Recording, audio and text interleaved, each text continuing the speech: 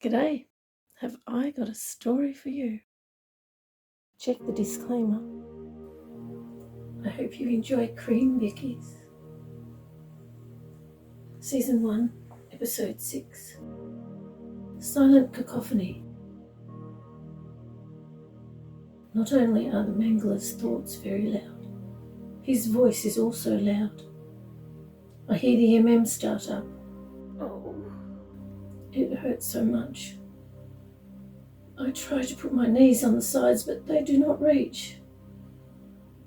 I know this thing will heal me very quickly, but with every injury healing at the same time, I am in so much pain. I am not allowed to scream. I am not allowed to cry. I am not allowed to scream. I am not allowed to cry. I am not allowed to scream. I am not allowed to cry. I am not allowed to scream. I am not allowed to cry. Oh, I will try to distract myself. The Mangler is showing the two scientists the papers that he flattened out on one of the hospital beds. It is interesting that he has changed his mind. He is not going to kidnap me after all. He has decided to show everyone in the facility the empirical data so that he will be known as the one who discovered, me. The Mangler leaves after they let him know how long it will take, and he tells them that only he will retrieve me. They must not let anyone else take me. I listen to his thoughts as the pain worsens, and the pulls shard after shard of glass out of me and begins to mend my wounds. Am I being watched? Is it the deep voice man from the cavern? I'm not sure. It is just me. I watch people's thoughts to try to distract myself from the pain. The Mangler is going into many laboratories, showing the different scientists all the data. By the time he gets to the last room where he's supposed to bring his results, I can hear the loud thoughts of all those he spoke to. Why are they all so amazed? Why all the excitement? Maybe once in 100 years? What happens every once in 100 years? You. Someone like you. Me? I happen every 100 years? Someone like me? What? Am I so different? Yes. Is there something wrong with me? No. Have there been others that were like me? Were they also nothing and rubbish, as I have been continuously told? You are not nothing, and you are not rubbish. The many thoughts continue, and do I occasionally hear another voice? What happens if this data is correct? Glad to be alive to see it happen. Why are they glad? See what happened. What do they think will happen? They all seem to want a chance to test, me, for themselves.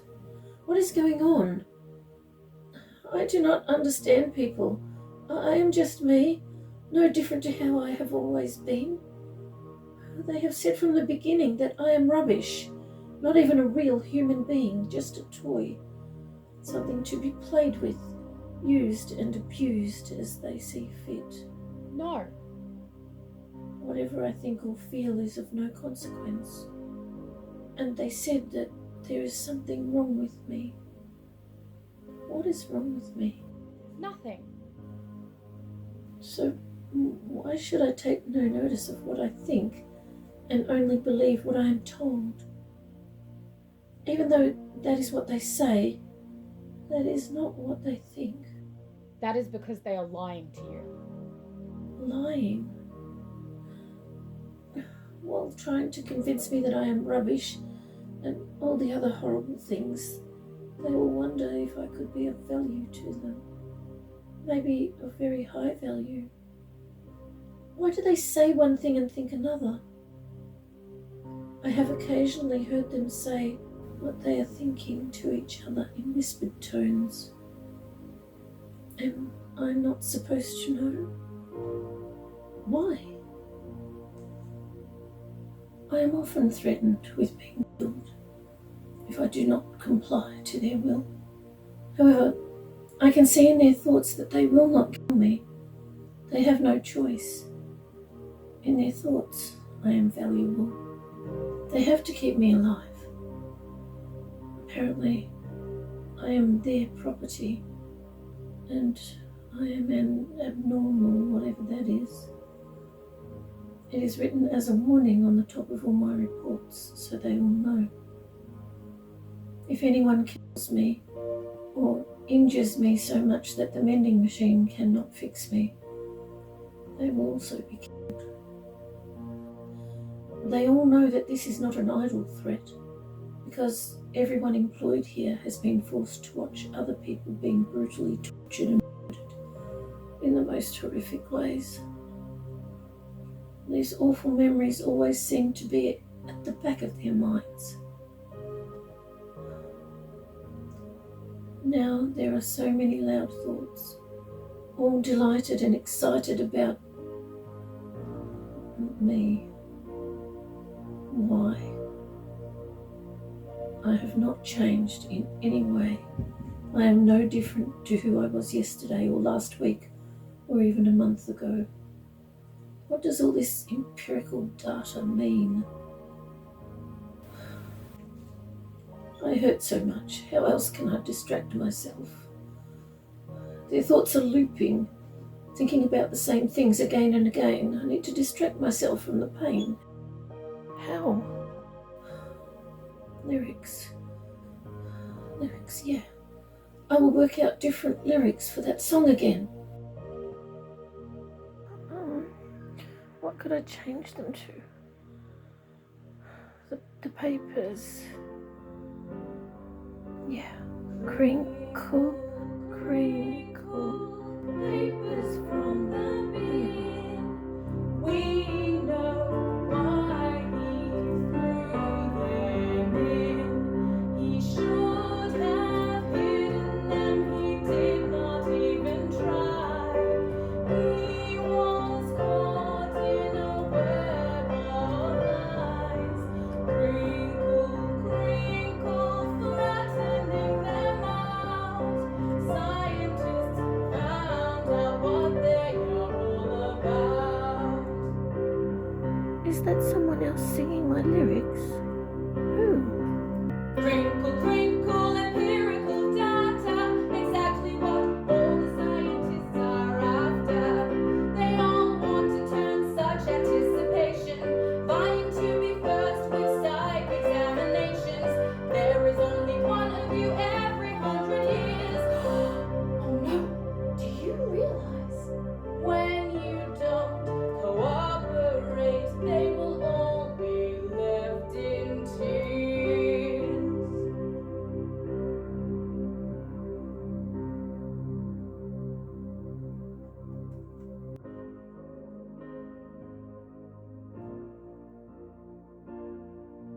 Actually, they probably will not be left in tears. Although I have noticed that even though they behave as though they like being mean, on the inside, many of them are so sad. The more time they spend here, the sadness inside turns to numbness. It is like they bury the sadness so they don't have to feel it. I wish I could make their lives better. It must be so awful for them. This is the first time I have seen any of them exhilarated. What did I do that was so different? Is this all because I moved a few spoons? That is not a big deal. Yes, it is. It is just normal for me. I continue to listen to thoughts. Where has the Mangler's thoughts gone? Oh, I found them. He is waiting in the end room for the blonde man in charge of this facility. His name is Vlad. The Mangler is not accustomed to waiting, but this time he does not seem to mind. He is looking forward to seeing the look on Vlad's face when he tells him that he has found a great treasure in his facility right under his nose. What? A great treasure? You! Does he mean me? How did I suddenly go from rubbish to a great treasure? This makes no sense to me. He plans to drag it all out as long as possible, making Vlad wait until he has explained everything at length, pointing out the incompetence of his facility and his subpar staff. The Mangler also intends to point out how much better the scientists and staff are at his own facility, and he will also mention all his upgraded equipment. They would have never overlooked such a treasure at his facility. They would have utilized You! straight away. How would they use me? What do they want me for? And only at the very end the Mangler will say the word. What word? Oh.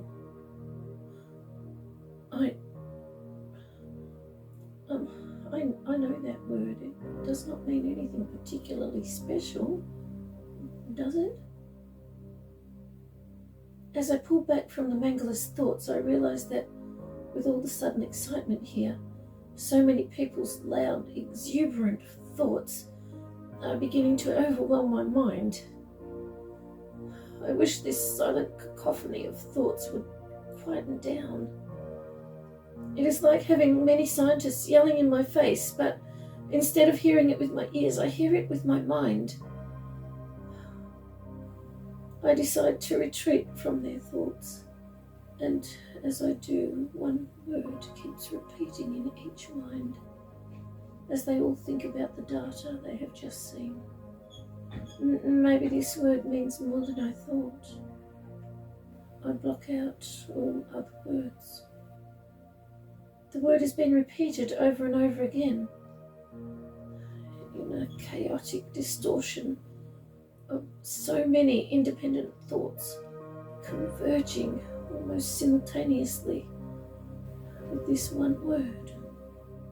This word is used for people whose abilities are held in high regard. These people are greatly desired and bring prestige to the facility that has discovered them. This word denotes how valuable they are. Are they really calling me that word? I am not those things. Am I? Who are you? Why are they using that word?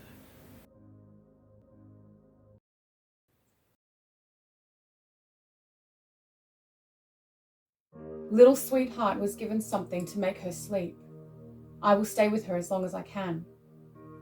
Mangler has 2 big men accompanying him, bodyguards. They have unusual faces and hands. Oh, and feet too. If they are anything like the ones I have encountered, with these unusual features, they likely have snake tattoos on their left arms. The nurse is making sure to inform Mangler that little sweetheart has not completed the cycle. He does not care. He is insisting that she be removed anyway. Nurse removes the needles, and one of the big men lifts her unconscious body out of the and they both follow Mangler out of the room and down the hall to a lab, labelled Memory 3. The bodyguard carrying little sweetheart enters with Mangler, leaving the other man outside. He puts her down on the hospital bed.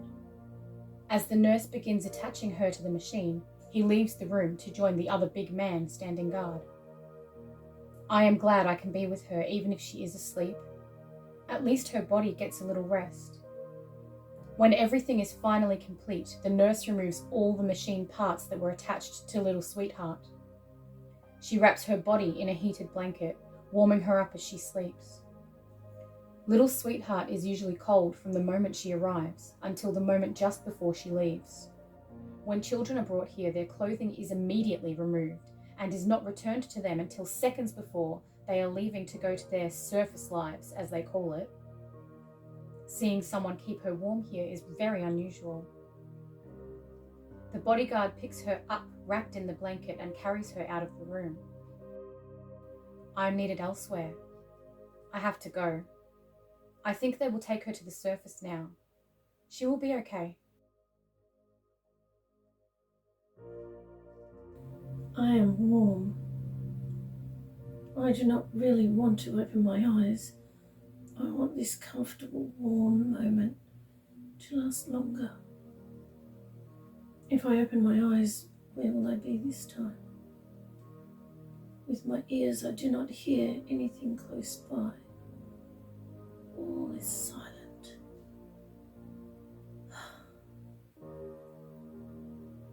I keep my eyes shut and make sure I pull away from, is that other people's thoughts that seem to be surrounding me. I concentrate on thinking about other things that I remember, but eventually those loud thoughts seep through. Oh, they are everywhere, like a silent cacophony invading my mind. I scan. I know where I am. I am underground. I open my eyes to find myself laying on a comfortable couch with a blanket around me. I am hurt. Why am I in pain? What did they do to me this time? This time? Have I been here before? Maybe I have. I'm not sure. Was I somewhere? Was someone or something tending to my injuries? Why was I injured? What happened to me? Was I in a big glass thing? Why am I unable to remember? My hair feels odd. How long have I been here on this couch? A woman looks in the door and calls out, "She is awake." She comes over to me and whispers, "They took you out of the MM too soon. It was not finished. I really want to get you back in before you go." I ask her, what is an MM and where am I going? She sighs and looks towards the door but does not answer. So I check her thoughts, which is not so easy to do with this cacophony of thoughts still coming at me from every side. She is sad that I will not remember her from earlier, since they just erased my memories. Did I meet her earlier? And what does she mean by erased my memories? She has to take me to a front room, but she doesn't want to. It seems like she wants to help me, which is extremely unnerving. Anytime adults are nice to me, the worse they will hurt me later. Although I do not see that in her thoughts. Yet. "This will take away the pain for a while," she whispers while giving me a needle. "Please do not tell them that I helped you, or I will be in trouble." Poking me with a needle is helping me? What was in it? Is this some sort of a test? Before I can find out, a man comes in and tells her to hurry up. As she helps me to stand, the man mumbles about this taking too long and grabs me by the right arm so tight that I silently wince in pain. As he carries me by the arm near my shoulder, I feel my whole arm going numb. Why are those two big men following us? What happened to their faces and their hands? We enter a room, and he flings me near the middle of the room, releasing my arm. The side of my leg scrapes on the dirt floor. He points to a woman sitting in a row of people with helmets on. I can see from his thoughts that her name is Fenella. The man clicks his finger at the other woman, who he thinks of as Nurse. Oh, this man's memories. They are horrendous. Nurse is taking Fenella out from under the helmet and removing her binocular glasses and earphones. I am in pain, including my leg and right arm, which is slowly regaining feeling. The man declares, "Through the looking pain." To Fenella, waits a moment, then says, "The Queen of Diamonds." Fenella trembles, then asks, Should I take her home now? The nurse woman says, If she goes to the surface like this, if she is injured there, she could die from internal bleeding. The man screams at her. "Who do you think you are?" He grabs her by the neck and throws her through the doorway. "Get out of here!" How is this old man so strong?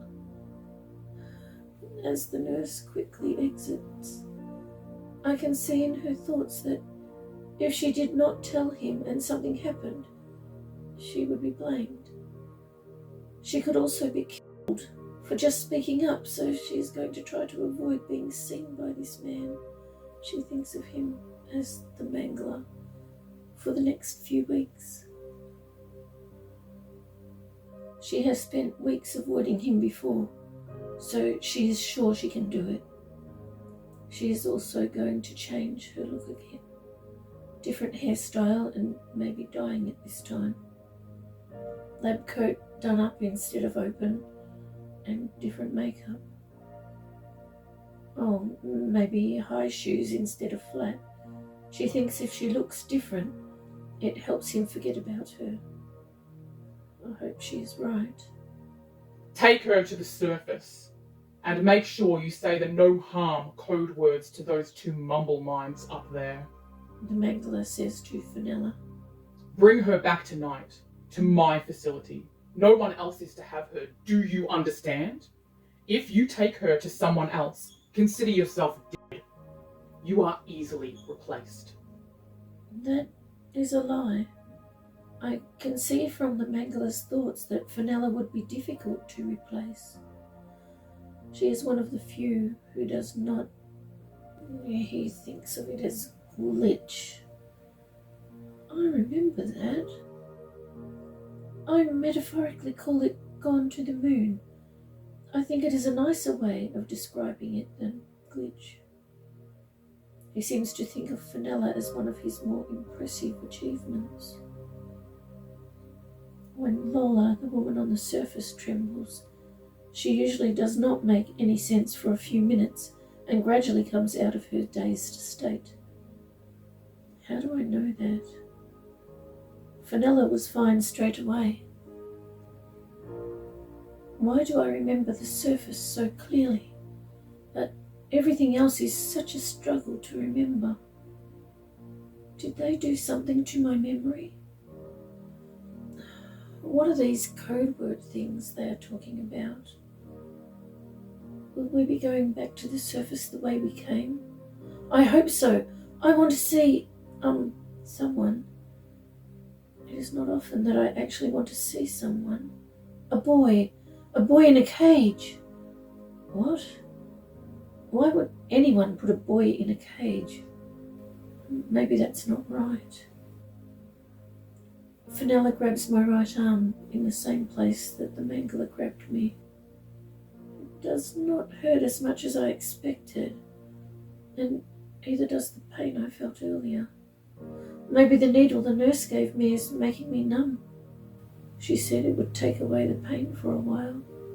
Maybe she actually told the truth.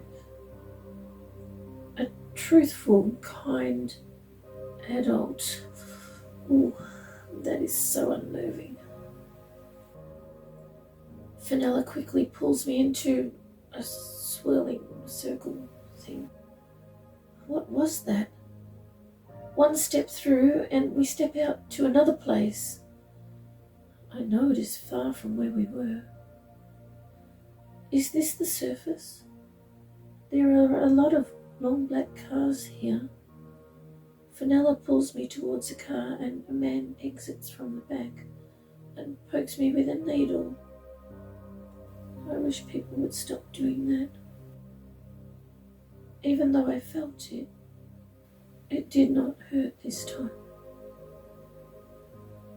Oh, a boy. Is there a boy in a cage? Does he have any clothes?